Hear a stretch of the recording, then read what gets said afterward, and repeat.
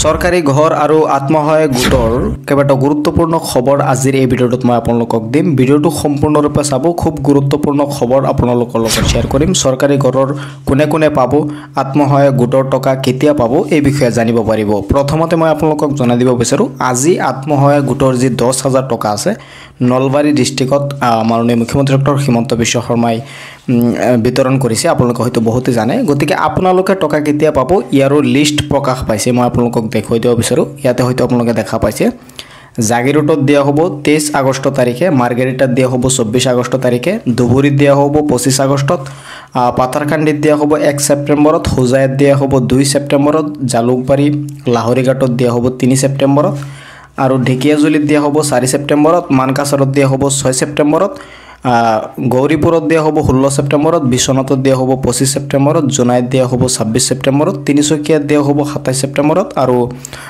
ৰংখঙত দিয়া হ'ব 28 ছেপ্টেম্বৰত।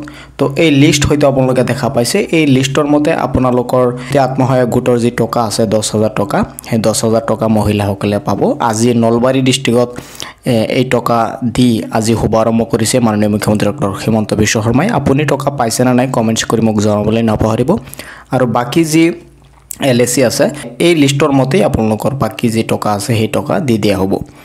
দিব বিচাৰিছোঁ পৰৱৰ্তী খবৰ, আৰু পৰৱৰ্তী খবৰটো হ'ল প্ৰধানমন্ত্ৰী আৱাস যোজনাক লৈ আহিছে। অৰ্থাৎ চৰকাৰী ঘৰৰ এইবাৰ নতুনকৈ 3,14,773 জন বেনিফিচিয়াৰীক দিয়া হ'ব। এই চৰকাৰী ঘৰ এপ্ৰুভ হৈছে কালি, আপোনালোকে হয়তো ইয়াত দেখা পাইছে স্ক্ৰীনত।